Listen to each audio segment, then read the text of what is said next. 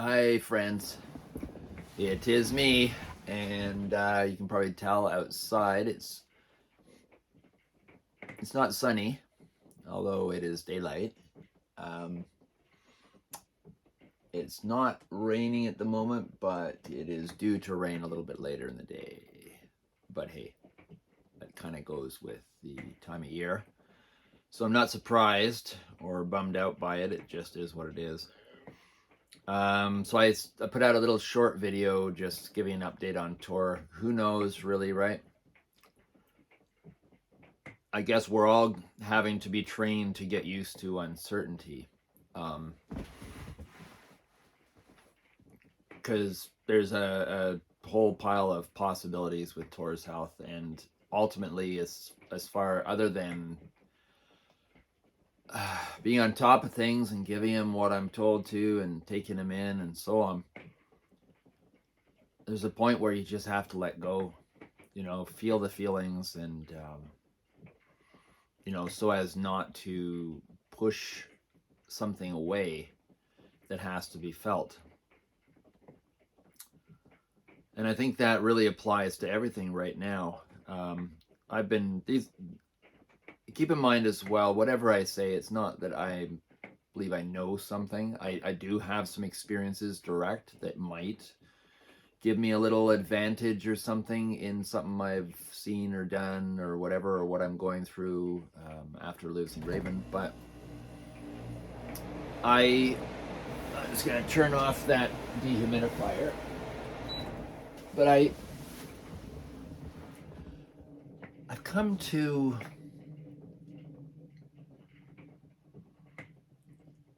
I don't know. Well, it was a crossroads, I guess, while I was deciding, and I'm going with one option because it feels right.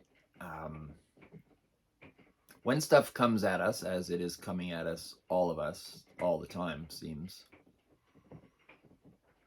What do you do? Well, my example yesterday with Tor, for me, it was really overwhelming in my situation and circumstance for many reasons.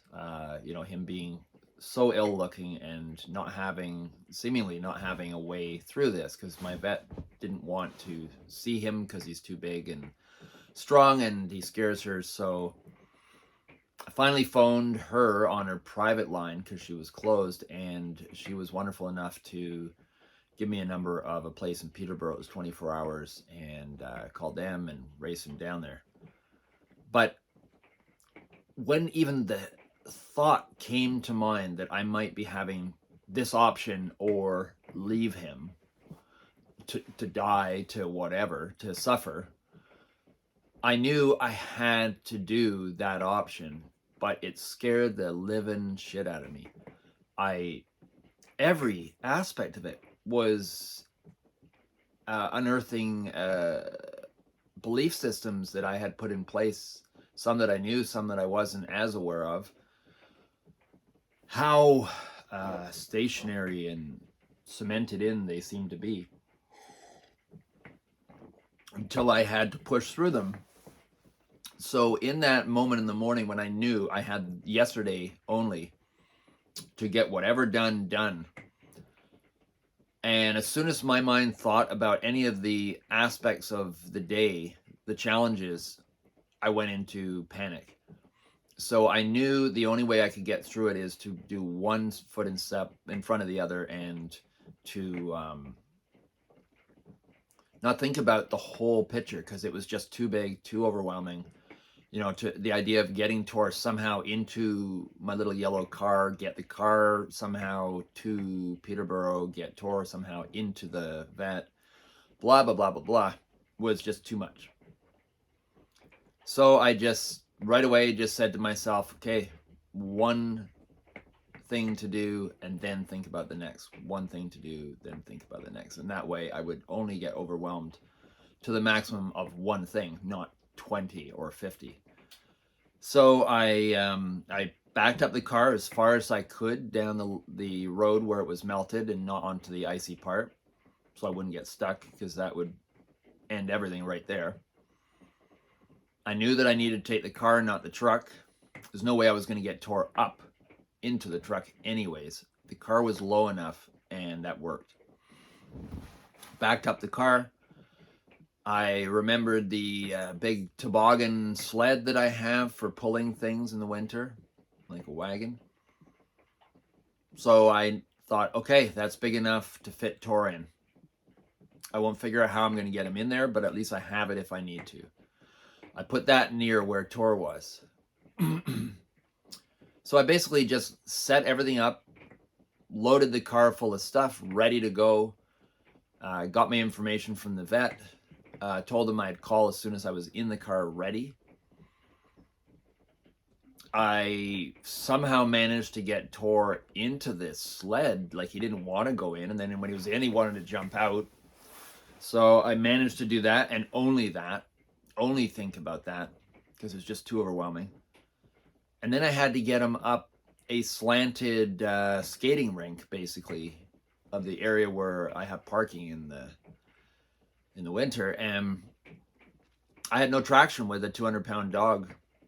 So it took me a good half an hour just to get him up the slanted part and onto the regular level part of the icy road. And then I had pulled him along there to the car, and then it was the next phase, which was, how do I get him into the car? So I opened both back doors, and I climbed through and tried pulling him. Like, I pulled the sled right up to the edge of the doorway, open, and pulled him in. Somehow I got him in. Closed the door with the leash in the door so that he couldn't jump into the front, but yet it had enough where he could lie down. And that just came to me as I was doing everything. I didn't have that pre-planned. I was kind of worrying about it. It was like, oh my God, what if he, out of panic, knocks me off the road or something and we go into a ditch? So that was that aspect. Then I phoned the vet and said, okay, I'm on my way. Then the fear was, I have no idea if he's going to freak out barking at anything outside of the car as we drive. Luckily he didn't, whether that was because he was sick enough or maybe he wouldn't anyways. I don't know. But I got through that, and then, of course, at the vet, I had to get him into the place and deal with the people there and let him know that, he's a big dog and could get aggressive if he thinks someone's going to try and do something nasty to him. Would you blame him, really? I can't believe I got him in. I managed to get him to limp in. It was probably just the adrenaline that normally might have had him get more aggressive and defensive was enough to at least to get him to walk in. And all the young assistant girls, and practically they were girls, not women. Like, they must be like 17, 18 years old, getting work experience. And they were wonderful. And they were all excited, this new looking cool dog and everything. But I was nervous because I didn't want anything to happen. So I marched him through at the back where all these people were standing back, got him into a room, and then waited for the vet. And luckily the vet was a senior vet, and she was amazing. She really was amazing. And obviously cautious because Tor, was grumpy. And I had a muzzle on him, and I had him carefully held. And, she was comfortable coming into the room, more comfortable maybe than me, or we were probably both on guard. What a stress. But Tor was pretty good. He definitely, when she gave him an injection in the butt, he was not happy, and I had to really hold. And that was to get him drowsy enough that then she could stick her fingers up his bum to see what's going on there, and then catheterize him. It must have been 1.5 feet. She had to give him double and wait longer because he could pull out of the effects quite surprisingly. Tor is a phenomenal dog, I must say. Anyways, we got all that done and ended up that at the moment there's an infection still, so I've got to give him antibiotics. Nothing else, she said, could be done until we get the infection cleared up, and then we can check his gonads there, and anything else. So got him home, relief, but tired out like you wouldn't believe. And I woke up this morning, I felt like a bit of a head nauseous feeling, and I know it was from just all the adrenaline yesterday. So I did my new exercise routine that I've been doing for about a week. I've also been making myself drink at least a cup of lemon water before I drink coffee. And I had I think a good breakfast of steel cut oats with hemp seeds, uh, what do you call it? Nutritional yeast and olive oil. Avoided the whole maple syrup cream thing. Had that nice and early, which is hard for me because I don't like to eat so early, but I'm trying to push my routine earlier and earlier. I was up at before 6. So I got all that done, and I fed my dogs, hung out with them, took them for a walk. But what I wanted to talk about in this video is what I found works. I should be very clear about, because it's not what to do for you. If you think something could work, give it a shot. But it's what is working for me at the moment. Is when something's too much, I cut it into pieces, like an editing machine, I guess, and just cut it into little bits, bite-sized pieces, and I work at it from there. And then if I need to see the whole picture, I'll visit it for a short period of time, but not let myself dwell on things. Because I tell you, my mind is a tyrant, and it can just destroy me if I let it. But at the same time, I recognize the absolute importance of feeling whatever needs to come up. And I do believe, many say it's kind of like a higher aspect to yourself. I would agree. Even though we aren't aware of that deeper, more intense, more full, higher level, more complete, I don't know, aspect of ourselves, the idea is that, and is believed by many, that it is still working. Is that higher self a he or a she? I don't know. But they are still working with us and handing us, you might say, energy meals, event meals that we need to digest, feel, process fully, not push away out of fear. And a lot of this stuff is scary, is painful, is likely to bring you into a place of suffering, with options as you get better. It's been happening a lot for me, and I know it's been happening a lot for everyone, because I've been talking to a lot of people, and they're all going through their own stuff. It's just, how do we deal with it as it comes up? How do we see it? How do we interpret it? Is it something happening to us? Are we a victim?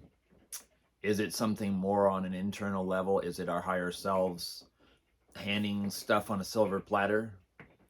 You know, I'm using silver platter, silver lining, that aspect, that metaphor. I'm inclined to believe that some higher aspect of ourselves, if you want to call it just God, that's fine. But however you interpret it, guides, in my case, Raven, handing us what we need in the form of, like, the order of things, almost, I would say, like a signature, unique to each one of us, of what we need to unlock, what we need to unload, download, let go of, release, but feel first. And not just some kind of quick fast food feel, but I mean really, really intimately allow it to move through us before letting it go. And that's what I'm finding really is ultimately what I'm having to do. And sometimes it's so overwhelming that I just have to not question it and just let it. It's almost like puking in some cases. And I honestly, if you avoid it, you could get to a point where you physically puke just out of nerves and stuff. And if that's not an indicator of what you need to do, what is. But so that's the topic that's come up for me, or the issues that are coming up for me, and the topic that I chose to address.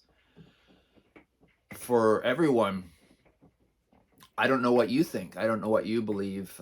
Do you feel that this is a process being handed to us from the universe, from God, from our higher self, from angels, from guides, whatever, fairies, whatever way you want to describe something that's beyond our senses, our ability to see, and involves some kind of faith, some kind of belief in something bigger and deeper than what we see and feel directly to our senses. And, basically, how do we deal with this stuff? Right now, I don't think anyone is a stranger to the idea of being overwhelmed by emotions and fears and concerns, no matter what you believe or choose to believe at any moment. And I'm certain everyone is also going through levels of, I don't know, maybe trying to guard your beliefs, and those beliefs are starting to crumble and shift, which is overwhelming you again and more. So I'm just saying, just consider the idea that there is a flexibility here, and that maybe some higher part of ourselves is choosing to clear this stuff because of something coming up big, and I mean big on an energetic level. Like, we've got all this stuff going on in the world and threats of war and this and that, and I'm not trying to belittle that. I'm not at all. I'm just putting that on the category of the physical. But then there's all these other levels and layers to what's going on, and I'm choosing to look at the energetic level. And it could be that all the physical shit in the world, just like with Western medicine, right? All quote unquote alternative medicine, homeopathic medicine, for example, gets to the bottom, gets to the roots. They don't look at the surface only and treat the surface. And I think in a way there's a parallel to that in this case. We've been trained through the media, through being spoon-fed, and I don't mean it in a derogatory way, so much in our lives that we don't know what to do now that we've been, like Pinocchio, cut free from our strings. We want to be free from these strings, and then when the strings are cut, we're flailing. That is the tendency of what will happen for most people, myself included. Like, what is freedom? So many people have asked me that when I have put up posts about it. And I think freedom is one foot in front of the other. Freedom at one moment is needing to be a new level of freedom at the next moment from where that delivered you, and then the next. So I think it's a process. But I really have the sense that there is a massive metamorphosis going on in the world. And it doesn't mean it's going to work. It doesn't mean it's not going to work. I'm just saying that I see something way bigger than just the physicalities that are being posted everywhere about wars and hiding out and doing this. And yes, all that stuff needs to be made aware of. We need to be aware of it. But what is going on energetically? What could there be something energetic that we don't see that is pushing this? And all of this is just a byproduct. All of this is just a physical manifestation of something that we need to deal with deep within ourselves. Is it true that there is a war, more realistic, inside of each of us that, when not dealt with, manifests on the physical as a war between countries, between people of different beliefs, between whatever? I don't think that we could be divided as easily if we hadn't dealt with a lot of our shit. And I think that, let's just imagine that there's one person, with puppet strings, and they're kind of controlling things. Let's, just for the sake of a visual simplicity. So they're going to want to manipulate. And what's the best way to manipulate? Well, if we've got weaknesses, then they play on those weaknesses. This is nothing new. Media, advertising has always played on our weaknesses and always played us. That's just normal. I don't think anyone argues with that. Well, just take that deeper. If someone has an investment that they don't want to let go of. And they need you, the majority of us, to respond in a certain way. Well, what are they going to do? They're going to manipulate us if they can. So I think the easiest way to move through this, and even if you don't believe this idea is too far-fetched, can't hurt to just, as a mental exercise, acknowledge that, let's just, you just say, okay, I'm just going to say, for instance, imagine that there's this energetic level beneath what manifests in the physical, and I'm going to just do a month trial of assuming that there's this other energetic level that's actually more important, and that this physicality that's going on here is kind of a shadow reality. It's reflections, pretty awesome reflections in many cases, but nonetheless reflections. Because I'm noticing this. I was talking to my sister the other day, and I said to her, so we're seeing it happen. Everyone is getting pulled in different directions, beliefs, realities, perspectives. They're finding people that they used to feel totally connected with now are in opposition or even an enemy or something, and they're kind of, all of us are kind of reeling from, like, how is this even possible? How can globally there be such odds amongst each other? So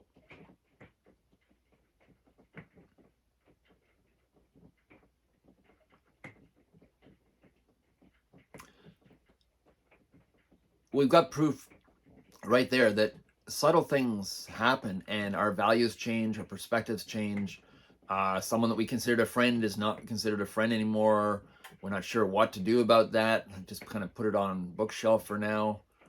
Try and work on non-judgmental perspectives and things and love. But why is so much of this happening? Why are we being controlled so much?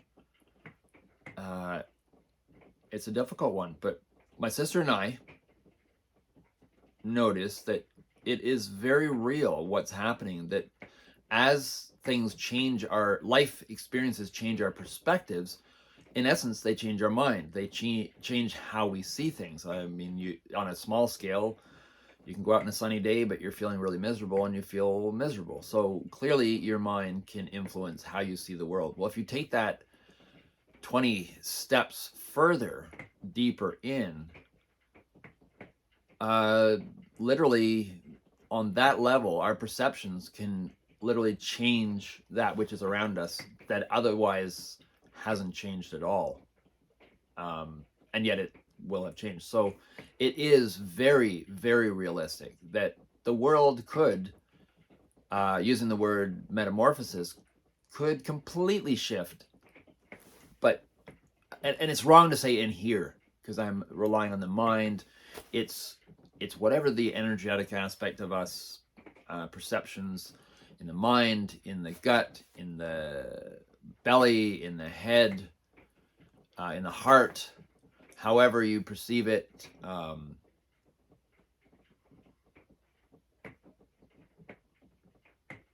Something big is building, and I'm choosing to try not to get distracted as much by what's physically going on in the world, and it is very overwhelming. And I'm trying to stay on top of it to some degree because I don't want to become completely ignorant to it, but at the same time I don't want to get pulled in so much. I'm feeling the tensions and stuff. So I'm trying to go back into the energetic aspect of things and just pay attention. But I really do think that there is something potentially phenomenal just around the corner for all of us. I've even heard some theories that it doesn't even matter if you resist it. At some point, it's just going to happen anyways. Kinda sounds cool if it's a positive thing. That the idea that you can't fail, I kind of like that. Whether it's true or not, don't know.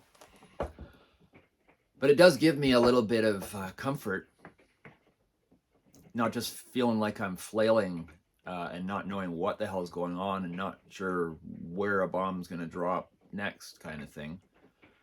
There is also another little offshoot belief that when you get into this is that conspiracy kind of side of things, but it's worth looking into as considerations. Leave no stone unturned.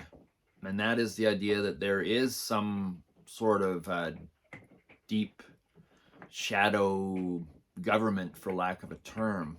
If you just use that term for just all organized and disorganized undertows of any power, so any bad guys, let's just call it that have been around for hundreds of years, that don't want to lose their foothold, like their elite control over the masses, there's a view that they are losing. So that, now I'm going to tie in as well the whole Russia-US thing, and I agree. No one's perfect. You could pick it both sides. US has done horrible things, whatever the US is, and that's my point. Is it, like, when you just say the US, is that the people? Is that the government that you perceive? Is it an undertow shadow government that some are representing on the surface? Who knows? So when I hear stuff that says, well, look what the US has done in the past, and I agree. Look, US and Iraq. I don't remember Russia kicking up a storm and judging the US for doing what they did to Iraq. It was horrible. But is that the US, or is that the US shadow government? Is that US people? I don't think so. Although we've all let things happen to some degree. So there's these layers of stuff, and some of them many of us don't believe in, some sort of maybe believe in, but it doesn't matter. Things are going to happen whether you believe in them or not, to some degree. So I'm just trying to keep on top of all the possibilities and see what lines up to feel like it's possibly quite credible. And I'm also keeping in mind, or you guys, if you can keep in mind, that I always keep, as best I can, maintain a flexible perspective. So I indulge in things, I research things, not because that's my belief. It could be because that's not my belief, or it could be because I'm allowing myself the potential to believe it if it comes to pass or comes true. It takes a little bit of courage, a little bit of organization, but I find it's much easier to not attach to an outcome, because that's not going to help, and it just stresses you out. So that's what I've been doing anyways. I'm just trying to kind of reveal where I'm at. I use these ways of perceiving right down to the magnified close-up level of, like, dealing with Tor and my fears of him dying. The parallel of the fear of Tor maybe having cancer and the whole bleeding thing in the urine 100% parallels what I went through with Raven, so it brings all that up. So I have to deal with trying to navigate between these things.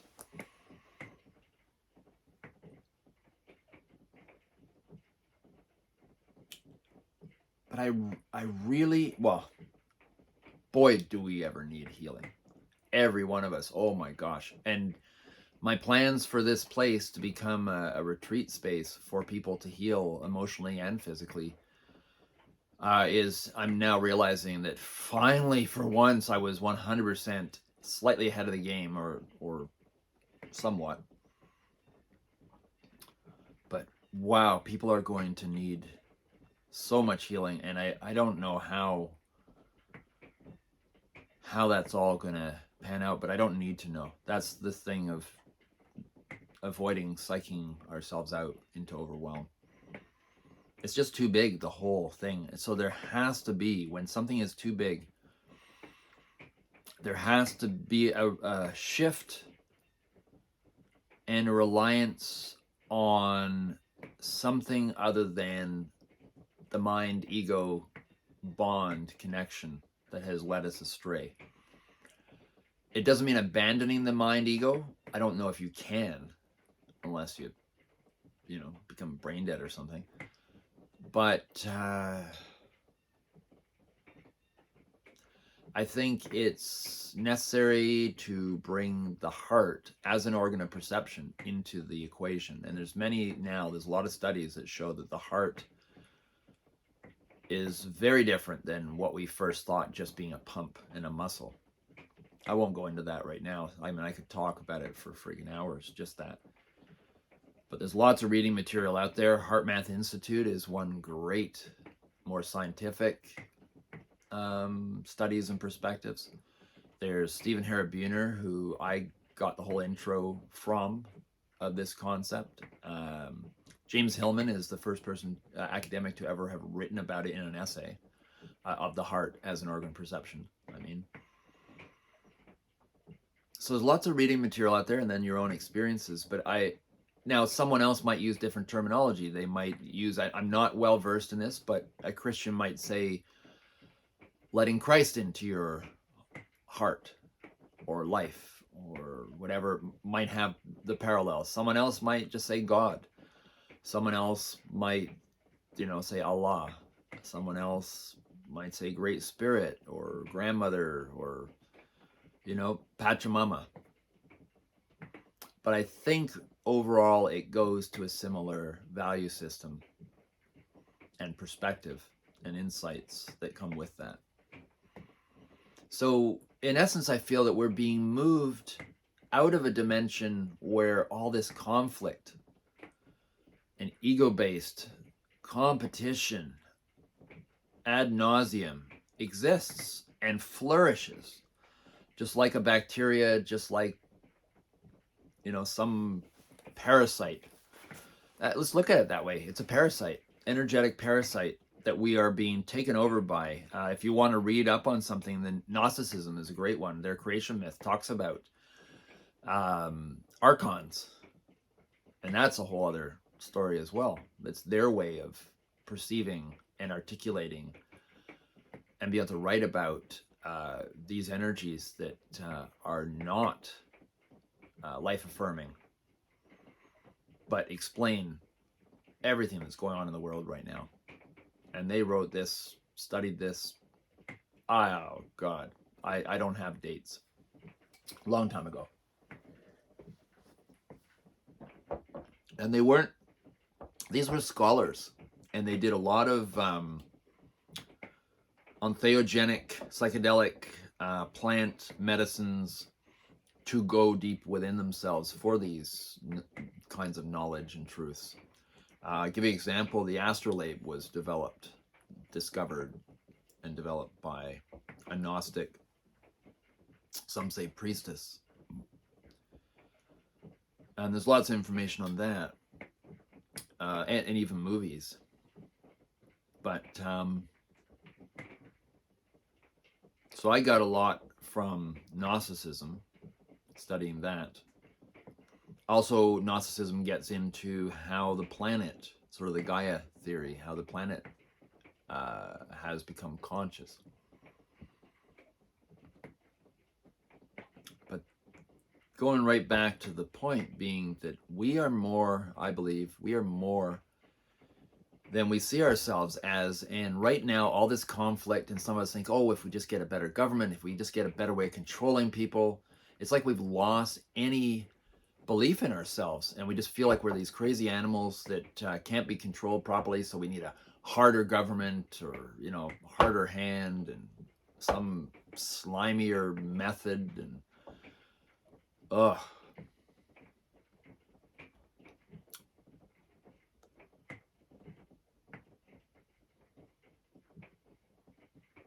I feel that a shift in our energy field, and it could just be subtle enough to, I'm not saying eliminate division and contrasts of that sort where, arguments and battles and anger and fear come together. I'm just saying that I'm holding out, and I'm feeling it is very realistically possible and even probable that there is a massive metamorphosis building, and that all this discomfort we're feeling and physical, like, I'm not saying physical warring and people dying is not happening. That's not what I'm saying. I'm saying as well as that, there may be an undertow on an energetic level that is causing the manifestation. It's like a teenager with blackheads or something. Well, there are reasons for it.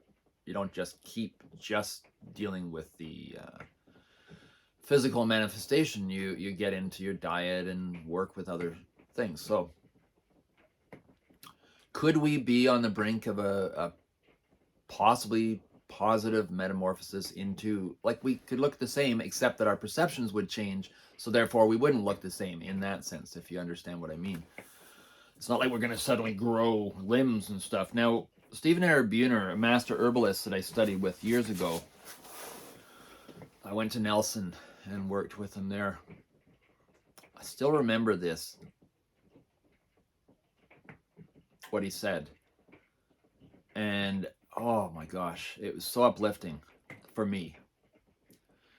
He said, imagine, for example, something so known to everyone, like when water reaches a certain temperature, it freezes, turns into snow, turns into ice crystals, block of ice, whatever. But if we had never had a temperature change to that degree, we would never know the connection of that temperature reached and water turning into ice, freezing. So it wouldn't be a reality for us. And yet, if it just suddenly happened, we would probably be kind of freaked out. Wouldn't know whether that's a positive thing, a negative thing, what. So what if this is what Stephen Buhner mentioned, what if there is something else? He's suggesting there is at least one other thing that we just haven't reached yet. It's not a temperature, but something on another level that we might right now be on the brink of tipping into, that its manifestation at the moment physically, because we're resisting, that's my belief, is all this tension and infighting and backfighting and warring and whatever. Well, what if that is a manifestation, partly healthy, partly unhealthy? Healthy in the sense that to some degree we're facing our shit. It has to come out. Unhealthy in the sense that this is not the best way to keep manifesting this process. So I believe we need to find a different way of dealing with this shit, or else we will destroy ourselves and each other. How will that happen? Well, we don't know.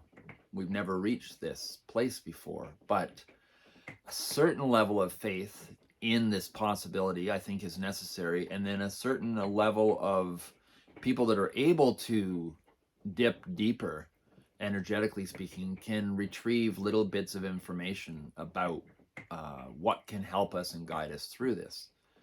And there's many people out there doing this. It's just a matter of each one of us finding the people that address what resonates with us the most. And I recommend get a few different teachers, I'll call them, that you resonate with, because you don't want to anchor into one thing and then you get addicted to that possibility, and then you don't want to let go of it if it starts to look like it isn't quite right, because that's going to happen too. So I find, and this is what I also, when I post things, some people respond like they think that's the thing. I just found it and I don't know anything else and I just figured it out now, or thought I figured it out. I post things because they're part of my process, and I'm trying not to anchor onto an absolute. So I don't know, this is just kind of where I go with all my thoughts and stuff. I'm going to end this really soon now because my client should be coming soon. I just encourage people to just consider the idea that there could be something unknown to scientists, to philosophers, or at least just slightly touched on. There could be a massive something happen. How it manifests, I don't know. But my suspicions are it'll be a very energetic thing with a physical counterpart. What would you do if suddenly you woke up and you just perceived everything differently? And so therefore, it's kind of like, I don't know, doing psychedelics or something, doing mushrooms where it warps your perceptions. What would you do to calm yourself down, to stay collected, to welcome in possibilities that this is positive, not negative, to help your family, your loved ones not go into conflict. And what would you do to at least consider the idea that it might be something positive, not negative? These are all things that I believe, need to consider. And I definitely think that's where meditation comes in handy, because most meditation, you learn how not to attach to either something positive and not grasp at it, and not push away something that feels uncomfortable, and just stay neutral, equanimous mind, and just let stuff move through, but experience it. Don't judge it, don't push it away. And I think that's what we all need to learn how to do to some capacity right now. And I feel that bringing in the love element, the heart-based element, is imperative as well. So when I meditate, I try to have that love energy, heart opening in place, and then roughly do kind of a standard meditation of sorts. Oh, I saw a squirrel, a black one. That's really bizarre. They don't usually see them out here. So that's what I'm doing. That's what I'm sharing. So when you see me post things, don't just jump to the conclusion that I'm hard fast set on an outcome that I believe is happening, and arrogantly just want to stamp my footprint over someone else's. That's not the case. I'm learning as we go, just like everyone else. I am far from perfect, as you have all noticed if you watch my videos. That's part of why I'm trying to be as transparent as I can, is to show that we have a process to move through, and there will be perceived mistakes all along the way. And if we can't deal with our perceptions of fucking up, we're going to have a hard time. And also, if we can't find ways to help each other, we're going to have a hard time too. And if we can't find ways to feel and process things that come up, we're going to have a hard time with that. And then if we can't find ways of supporting each other, but without necessarily having to believe what that other person is tripped up on or something, I think that's going to be difficult as well. I think we need to find ways to support others that might have a different perspective, and therefore having different hardships according to how they perceive things. Just because you don't perceive that and think it's silly doesn't mean they're not going through a very real crisis inside. So these are my thoughts. Whatever you think of them, they're just ideas. No absolutes. I don't think there is such a thing now. I don't know if I ever did, but for sure now I don't believe it. So anyways, my wonderful, wonderful friends, going through all your hardships, me as well. Not easy, but let's find a way to turn this into some kind of a spiritual medicine. And then perhaps our sharing can take on a new level, a new dimension. Maybe we can start conversing with people that we couldn't before. If the person is on a spiritual journey, I think that's the most important thing right there. If someone's blocked, there's not much you can do, and refuses to acknowledge that there is anything more, it's just, you have to just love them for where they're at and trust that at some point they will wake up to their next level of self, just like everyone else, but it's in their own time. And everyone's waking up will take different forms, different situations, according to different circumstances. I hate all these catchphrases, that have been sort of incorporated into a business, because it destroys the word, the subtleties behind the word, and it stops people from digging deeper into the word. So I also highly recommend people look up etymology of various words when they come up for you, because it really does help looking into the history and meaning as a word changes. Because words are being changed non-stop. Like freedom has all kinds of different attachments to it now, negative and positive. It's just a mess. So we have to find a way to, I feel, to get beneath this surface of shit floating on the water. and get deep inside ourselves. And I think that depth is where we're much more connected to each other and to other things, other levels of being.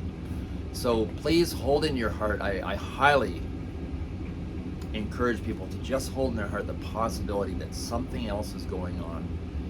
Doesn't negate all the suffering in the world right now and other times, but it possibly could help us navigate through this storm. And I've posted many times different songs that talk about this in using the storm as a metaphor, but comes up, do not run from this inner storm. It will just magnify everything if you go into fear and run from it. And that's where it pulls in, for example, the Gnostics term they use, the archons. It pulls into how negativity can be parasitized, can be used as food for other energetic beings, for lack of a better word, energies floating around that take on kind of also Vadim Zealand used the term pendulums, where some energies build up and become sort of thought forms independent of themselves.